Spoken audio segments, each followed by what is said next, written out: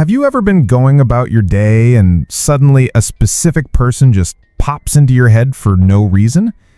What if I told you that wasn't random at all, but a sign that they were thinking about you first?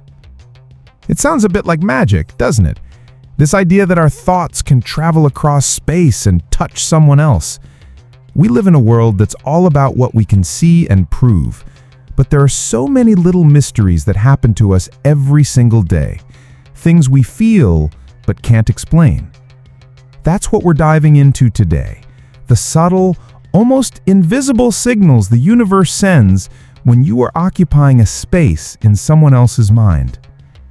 By the end of this video, you'll start noticing these little nudges everywhere, and you'll have a whole new way of looking at those random feelings. Sign number 1, the random sneeze. Okay, let's start with a classic one that you might have heard from your grandma. You're sitting there, minding your own business, no dust, no allergies, and suddenly, achoo! A huge, out-of-the-blue sneeze. Or maybe it's a sudden, annoying case of the hiccups that just won't quit. In many cultures, especially in Asia, this is a surefire sign that someone, somewhere, is talking about you. Now, the logical part of your brain is probably screaming, "It's just a sneeze! It's just a hiccup!" And sure, sometimes it is. We can't just go around thinking every sneeze is a secret message. That would be exhausting. The challenge is telling the difference between a normal body function and something a little more. Think about it this way. Our bodies are incredibly sensitive instruments. We react to changes in temperature, to bad food, to stress. Why is it so crazy to think we might also react to strong energy directed our way? When someone is thinking about you intensely, especially if they are talking about you, they're sending out a little burst of energy. For some people, the body interprets this incoming signal as an irritant. It's like a little tickle in your nose or a spasm in your diaphragm, causing that sudden sneeze or hiccup. The key moment to look for is the context. If you sneeze 3 times in a row and feel perfectly fine afterwards, and you can't find any other reason for it, just pause for a second. Let your mind wander.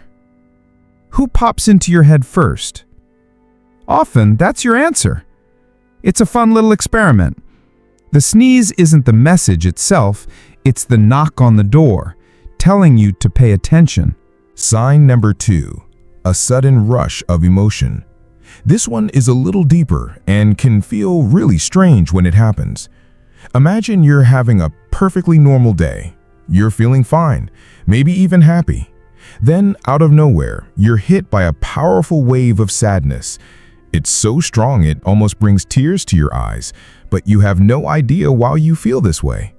Or, on the flip side, you could be feeling a bit down, and suddenly you're filled with a warm, comforting feeling of happiness, like a hug you can't see. The big problem here is that we tend to own all of our emotions. We think, "I am sad," or "I am happy." We don't often stop to ask, is this feeling even mine? It's a tough concept because we live inside our own heads, and it feels like everything in there belongs to us. But what if we are all connected in ways we don't fully understand? Think of it like emotional radio. Most of the time, we're tuned into our own station, listening to our own thoughts and feelings. But sometimes, if someone is thinking about us with a really strong emotion, like if they're missing us terribly or thinking about a wonderful memory they shared with us, their signal can be so powerful that it bleeds over into our frequency. You're not just thinking a thought, you're feeling what they feel about you. This is especially common with people you have a very close bond with, a best friend, a sibling, a partner. This connection is called an empathic link. You are so in tune with each other that you can feel their emotional state from a distance. The next time a random, powerful emotion washes over you that doesn't fit your current situation, don't just dismiss it. Take a moment. Ask yourself whose feeling this might be. It could be a silent message from someone who needs you, or someone who is cherishing you in that very moment. Sign number 3. You find a white feather. Picture this. You're walking down a busy city street, concrete everywhere. You're thinking about a problem, feeling a little lost.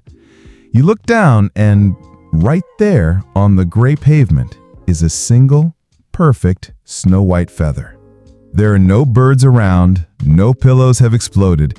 It just seems to be there for you. Of course, the immediate challenge is to not just see it as random fluff. It's just a feather, your brain will say. It probably fell off a pigeon. And it might have. But the meaning isn't in where the feather came from, but in the timing of you finding it.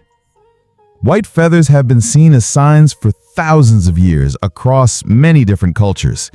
They are often thought of as messages from the spiritual world, from angels, or from a loved one who has passed away, letting you know they are watching over you. But they are also seen as a sign that someone in the living world is sending you loving, pure thoughts. A white feather symbolizes peace, love, and protection. The universe works in funny ways. It uses the physical world to give us little winks and nudges. Finding a feather in a strange or unexpected place is one of those nudges. It's a physical manifestation of a thought. When someone is holding you in their thoughts with love and care, that high-frequency energy can attract a corresponding symbol of purity and light into your path. So when you find one, don't just brush it aside. Pick it up. See it as a little hello from someone's heart, a reminder that you are loved and being thought of fondly. Sign number 4. Your ears or cheeks start burning. You're in a meeting or just chilling on the couch when suddenly one of your ears feels like it's on fire. It gets red, hot, and you can't ignore it. Or maybe it's your cheeks that suddenly flush bright red for absolutely no reason. You're not embarrassed or hot, it just happens. The obvious problem is to blame it on a dozen other things. Maybe the room temperature changed, maybe it's a skin reaction. And you should always rule out logical causes. But what if there are none? This is where old folklore comes in, and it's surprisingly specific about this sign. The saying goes, left for spite, right for right. If your left ear is burning, it's said that someone is speaking negatively about you. If your right ear is burning, they're singing your praises, saying good things. A flush in your cheeks is often interpreted as someone having a romantic or perhaps an embarrassing thought about you, the kind that would make them blush and you feel it by proxy. Scientifically, this could be explained away as a sudden release of adrenaline or a change in blood flow. But energetically, it's like someone's words or intense thoughts about you are so powerful, they create a physical reaction. Think of it like a human voodoo doll, but instead of pins, it's powerful thoughts causing a harmless temporary sensation. The climax of this is when it happens and you later get a text from someone and you find out they were just talking about you with a friend. It's those moments of confirmation that turn a weird physical quirk into a moment of real connection. Sign number 5. They appear in your dreams. This might seem like the most obvious one, but it's also the most misunderstood. We all dream about people we know. It's our brain's way of processing our day and our relationships.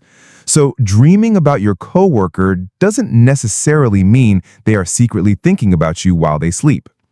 The challenge is to tell the difference between a regular processing dream and a true visitation dream.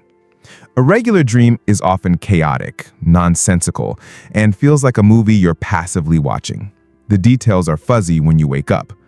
But a visitation dream is different. It feels incredibly real, vivid. You aren't just watching, you are with them. You can feel their presence. The conversation you have makes perfect sense, and you wake up with a very clear, strong feeling or message from that dream. It's less like a movie and more like a real meeting that happened on another plane of existence. This is the mind at its most mysterious. While we sleep, our conscious, skeptical minds are turned off.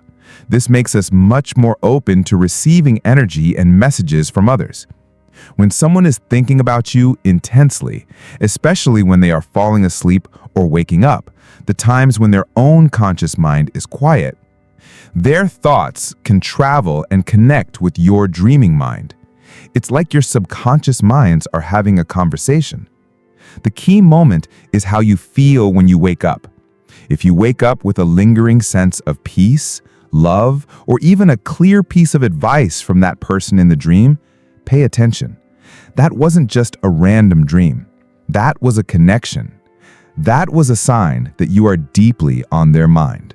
Sign number 6, you see their name everywhere.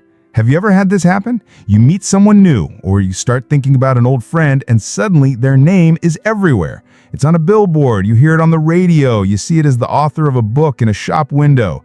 If they have a common name like Ben, it might not be a big deal. But if their name is something unique, like Serafina, and you see it 3 times in one day, something else is going on. This is what psychologist Carl Jung called synchronicity, a meaningful coincidence. The problem is, there's also a psychological trick our brains play on us called the Baader-Meinhof phenomenon, or the frequency illusion. This is when you learn about something new, and suddenly you seem to see it everywhere. You buy a blue car, and all you see on the road are blue cars. Your brain is simply now wired to notice it. So how do you tell the difference? You have to look at the context and the feeling. The frequency illusion is passive. You just notice things more. Synchronicity feels active. It feels like the universe is trying to get your attention. It feels magical.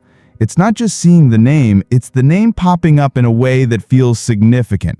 For example, you're wondering if you should call an old friend, and at that exact moment, a truck drives by with their last name written on the side. That's a climax moment. It's a wink from the universe. The idea is that the intense energy of someone thinking about you creates a ripple in the world around you, and that ripple causes their name or things that remind you of them to appear in your reality more often. It's a beautiful sign that your connection is alive and that they are sending thoughts your way. Sign number 7, the unexplained shiver. It's not cold, you're not sick, but for a brief second, a shiver runs down your spine. It's a quick, electric feeling. People often say it means someone just walked over your grave, but a more positive interpretation is that it's a sign of a powerful thought. The logical brain will immediately try to dismiss this. A draft, a drop in blood sugar, a tired nerve. And again, it could be. The challenge, as with all these signs, is to be open to another possibility without becoming superstitious. Think of thoughts as having real energy. Most thoughts are light and fleeting, like a gentle breeze, but a really strong, emotionally charged thought, especially a thought about another person, can be more like a gust of wind. When that gust of energy passes through your own energy field, your body can react with a physical sensation. That shiver is your nervous system's way of saying, "Whoa, I just felt that." It's a sign that someone has had a very powerful, full-bodied thought about you. It wasn't just a passing memory, it was a thought that carried significant emotional weight. It's one of the most subtle signs, but also one of the most powerful, because it's a purely physical reaction to an unseen energy. It's proof that we can and do touch each other with our minds. So, from a random sneeze to a shiver down your spine, the universe is constantly giving us little hints that we're connected in ways we're just beginning to understand. These aren't things you can prove in a lab, but they are things you can feel in your heart. Paying attention to them just makes life a little more magical, a little more mysterious, and a lot more connected. If you like this, subscribe to RainWish for more. Goodbye.